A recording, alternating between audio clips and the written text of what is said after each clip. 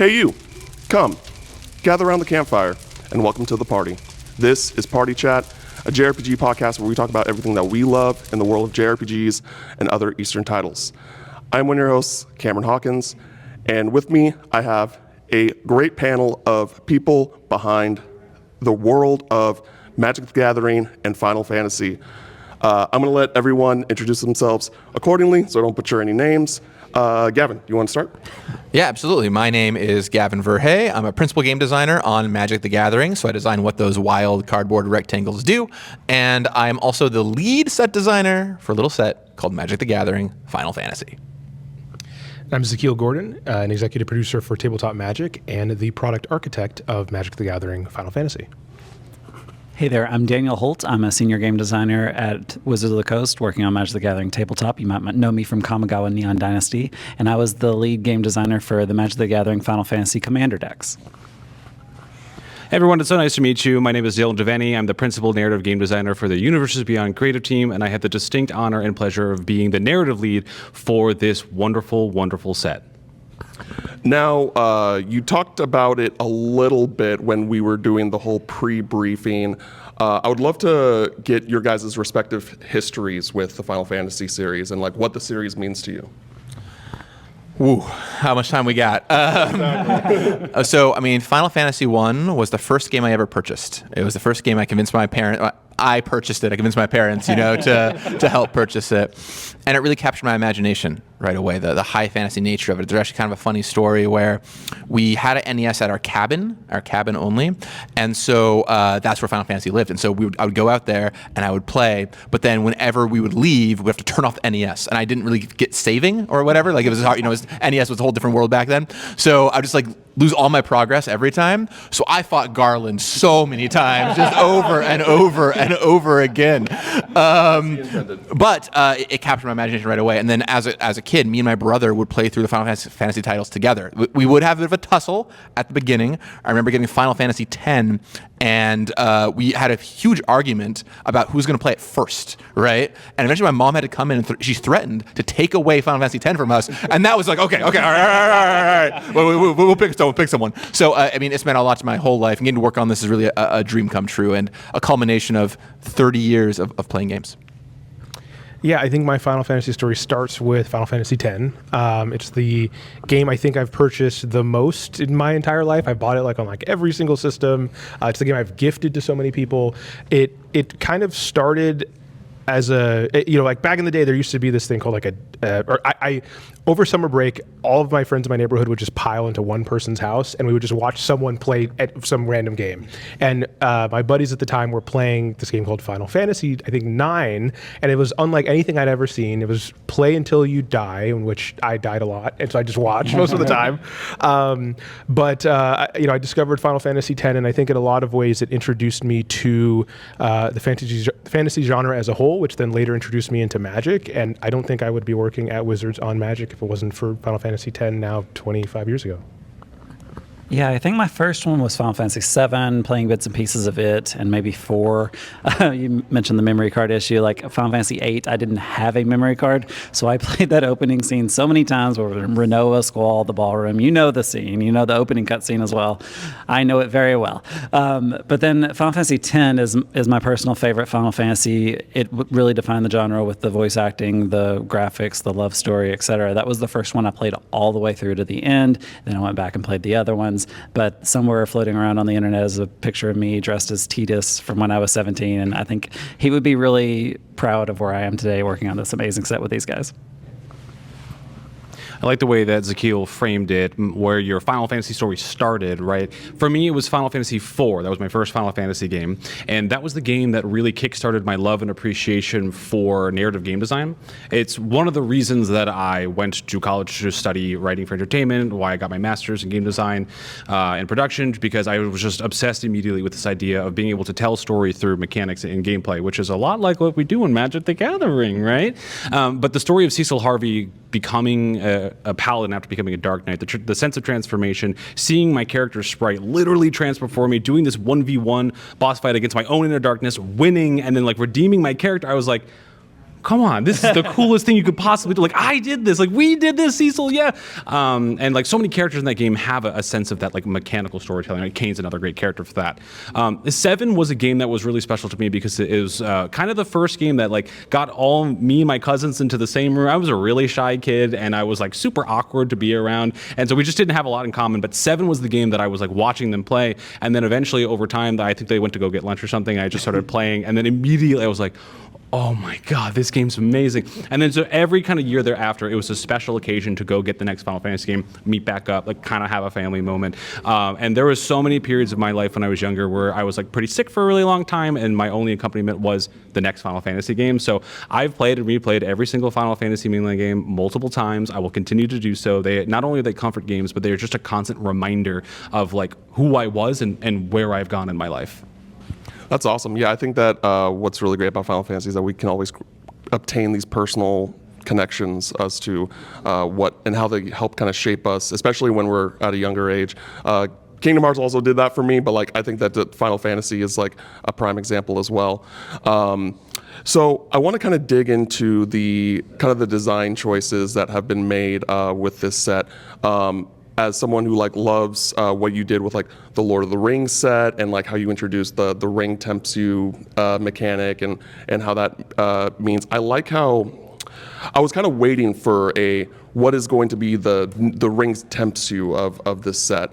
And I think that you could make an argument for the legendary enchantment creature sagas, but I also think that if you look at it in a grand scheme of things, you guys kind of implemented almost every mechanic that's in Magic so far in a way that I feel like is meant for people that are new to the to the game to kind of get a taste palette of everything that almost everything that Magic has to offer. And I'm kind of wondering if like was that the intention? What was the kind of blueprint of like how you wanted to approach the set when it comes to all these different card types, mechanics, things like that? Well, I've got an answer. And the answer, my friend, is I'm greedy. The mechanics in the set are some of the best mechanics Magic has to offer, right? Like flashback and landfall both return some of the greatest Magic mechanics of all time. Snookered those ones right in. Sagas, one of the greatest Magic mechanics of all time. Let's put it on creatures for summons. Put that in. We have a cycle of adventure lands at rare. Let's get those in. And so double face cards, another super iconic mechanic. Let's put those in. And so I slowly over time, I didn't start this way, but over the development process, I was like, well, what about one more fan favorite mechanic, you know? That's kind of built the set that way to each represent different pieces of what was going on.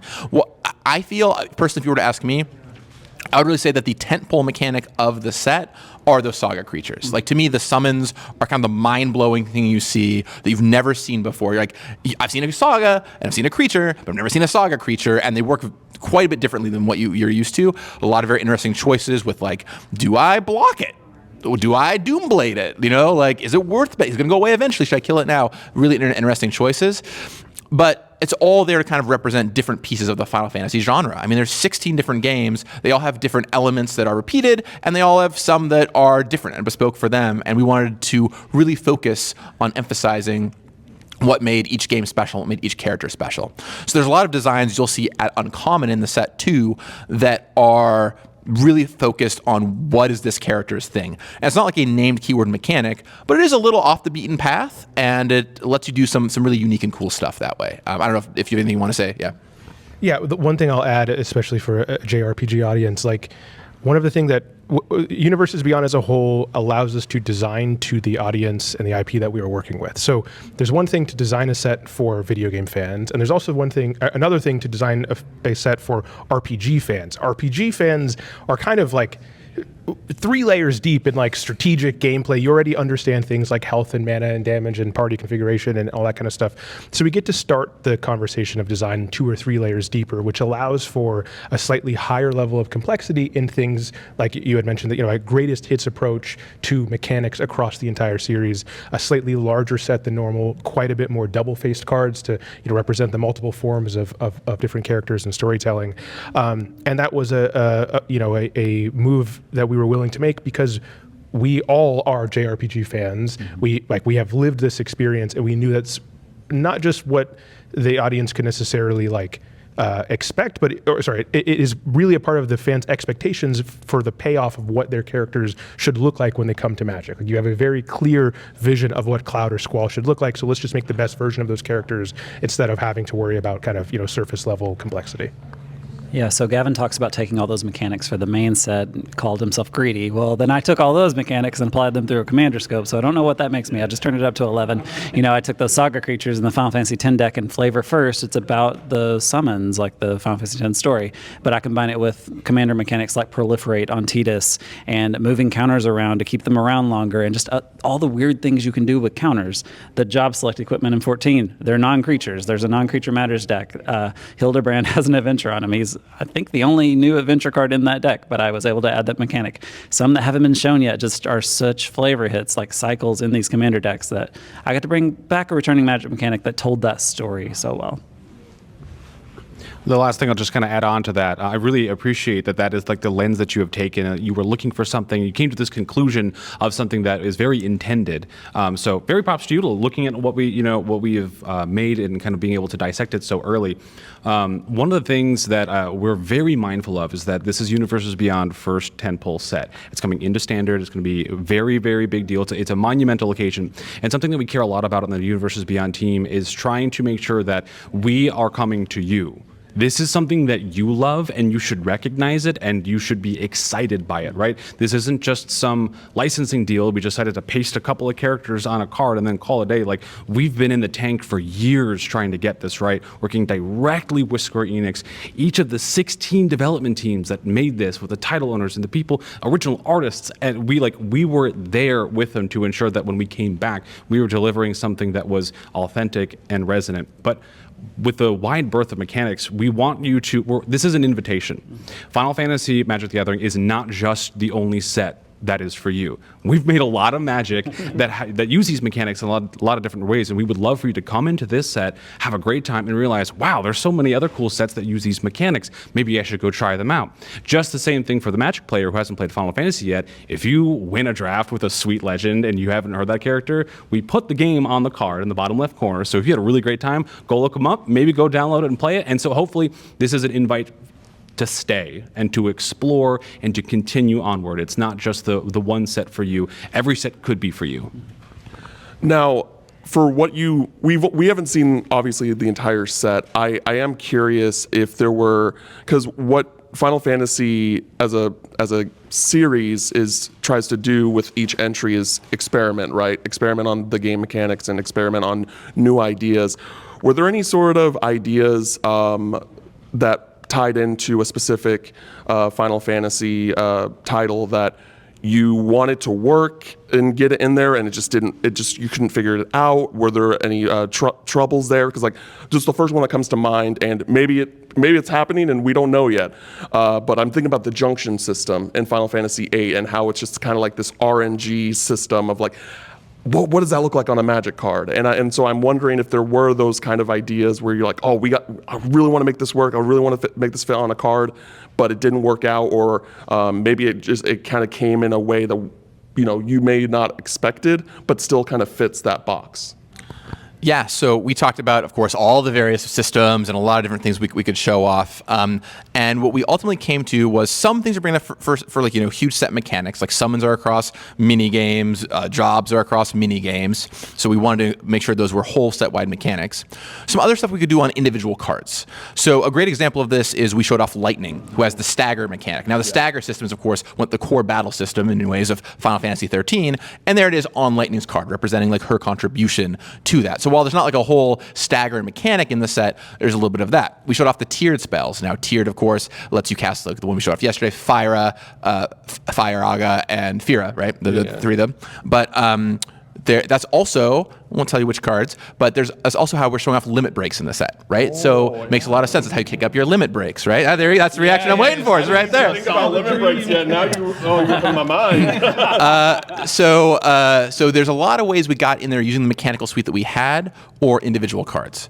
The final thing I'll add on to that is we had a pretty fun experience where with Final Fantasy 16, I mean, we worked on the set for 4+ years. Well, it came out 2 years ago. That's, halfway through the development cycle. So we had a weekend where we all played the game together, right? And then we were all iterating, like typing stuff into a chat, figuring out what we're going to do. And that was a really fun, rapid iteration process as we tried to figure out, given, I basically as lead designer, I carved off a few slots and I'm like, I know these will be 16 slots. We'll figure it out later. Figuring out how we're going to represent those cards, because 16 has this huge challenge of the characters turn into their summons, right? And so it's funny. Our first idea was we could do double face cards, right? And it's like, well, maybe not. And then we tried like 8 other ideas, and then we came back to like, no, we should do them as double face cards, So it came all the way back around. So we got a lot of that in on like the individual card axis, because every game has a special, unique thing. And while I can't say we got every single thing from every single game in there, certainly that would be impossible. We got a lot of them in there through the lens of single Magic cards.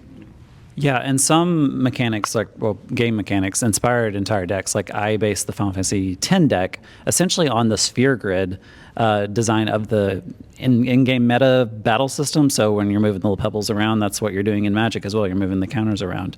And something we tried early on when Gavin was still on the Vision team for Commander is we didn't know what we were going to do for Final Fantasy XIV. The main character of 14 is you, the hero of light. I don't think it's possible for me to print even 1,000 different Heroes of Lights and capture everyone's actual character.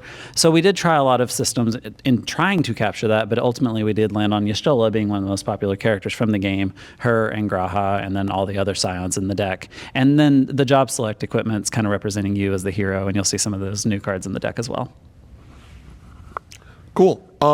So one of the things that, at least in the pre-briefing, we're recording this before the panel, so I want that on paper in case you guys go more into it on the panel tomorrow. But towns.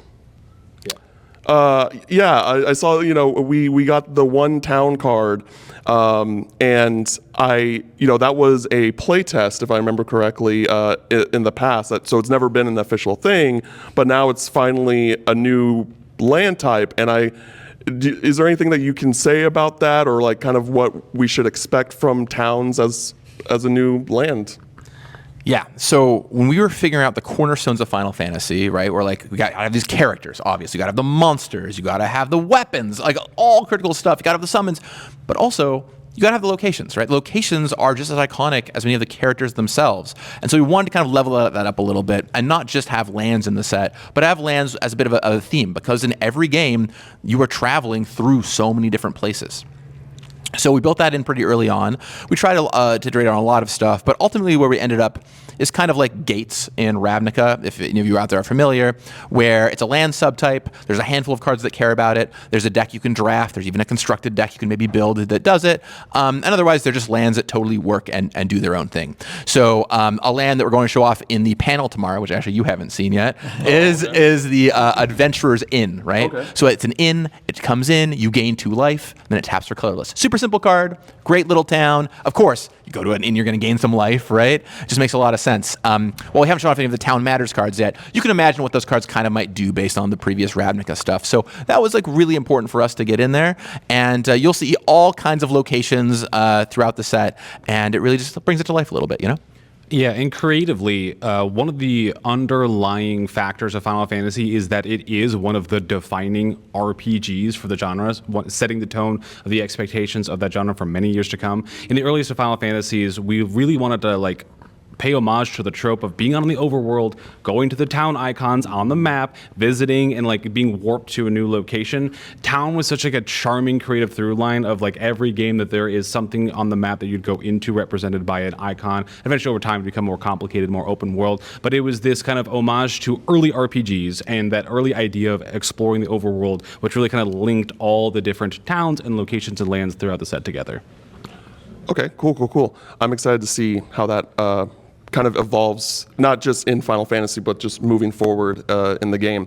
So for my last question, might need you all to walk with me a little bit.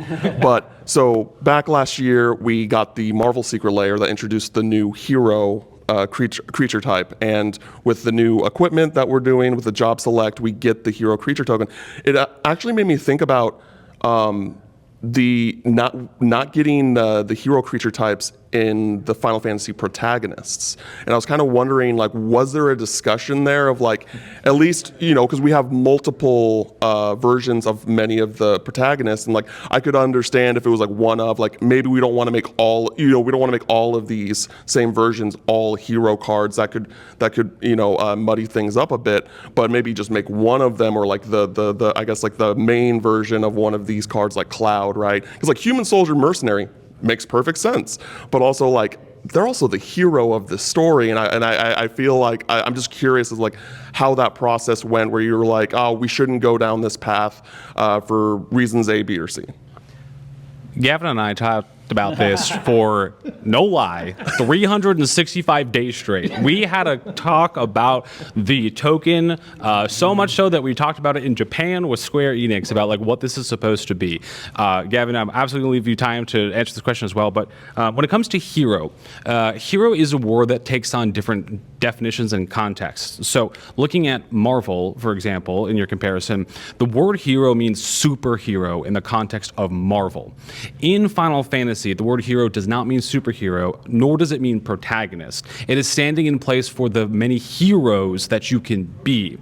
Since all of our job select equipment is titled to be after Final Fantasy 1 or Final Fantasy 14, those are games where the player is asked to be emergent as the hero in creating heroes of their world. The prophesized warrior of light of Final Fantasy 1 and the prophesized warrior of light in Final Fantasy 14 are archetypes. So when we want to introduce something that made sense, Warrior of Light's a really lengthy token name, and different variations of Hero of Light or Harbinger of Light or Heidelin's Blessed or Prophesized, like everything kind of came back to this idea like, well, they're the prophesized hero. The game manual, the original Final Fantasy 1 text calls them that. And so we were like, well, we're developing this technology. This is a word that we can use, and we can use it in different contexts. Putting the word hero on every protagonist in Final Fantasy is something certainly we talked about doing, but Final Fantasy also is really known for its like very brilliant, very deep, and very imaginative creatures. So the pipeline to explore more resonant Final Fantasy creature types was like a little bit more important to us than signifying that hero is a word that means that you fight evil. And so in the context of Marvel, we'll make it be superhero, but in the context of our set, hero is the prophesized hero that you in your mind get to choose and create whoever you picked for your party in Final Fantasy 1 or whatever warrior of light you've made in Final Fantasy 14. I'll also just say something that I think will be interesting for everyone out there. One of the unique things about working at Wizards of the Coast is that you do not experience time linearly. All of you see things come out in the order that they are released, which is sensible and makes sense. For us, however, that is not the case. We talked about Hero for Final Fantasy long before we talked about it for Marvel. That's just how it ended up working out. And so it's funny, we're having all these discussions back and forth, and they got all reopened again. We started looking at doing all the Marvel stuff. So we talked about a lot of different things. And ultimately, I mean, I totally plus one Dillon. I love the direction we went. And I think that a thing that is worth stating is there is only so much room on a magic type line, right? You kind of have rules, like you get about 5 types, or you get, legendary creature dash 3 things. That's what you're going to get. And so, well, would I rather have Cloud be a hero than a mercenary or a soldier or a human? Probably not, right? And also, where do you draw the line? Okay, is it weird if Cloud's a hero and Tifa isn't, right? Where do you draw that line at? And I think where we ended up was like a very clean definition. And even though it went through so many discussions. Literally so many. We can do a full podcast about this conversation. Maybe we should one day. Oh my gosh. Yeah, that was a whole adventure. But no, yeah, I'm very happy with how that one turned out. Okay, awesome. Can I get one more? One more? Okay, this was something that personally I just needed to, I wanted an answer for. Admittedly, I asked her in the pre-brief and they were like, we're not going to answer this, but I got to shoot my shot while I can. Sid. Let's talk about Sid for a sec. Because we got all the different Sids. But in 15, Sid isn't really the Sid of that game. We got Cindy, and so are we getting a Cindy card? So I will say, from the way that I'm allowed to say it, yes, is that the official stance in Square Enix's eyes for the 15 team is that even though Cindy plays the role of Sid Sid is still a character in that game. Sure. And Sid is the archetype that links and trains Cindy. So they kind of split up the identity as an idea of like legacy passing forward, but he is still technically the Sid, and his lore in regards to the regalia and King Regis is still very paramount to the adventure that Cindy and Noctis go on. So that is why the decision, at least if we're going to pick Sids, we got to make them Sids. Okay. I like that answer. I'm glad you do. Thank you all so much for your time. Thank you, everyone, for listening and joining in on this conversation. Until next time, we'll catch you later.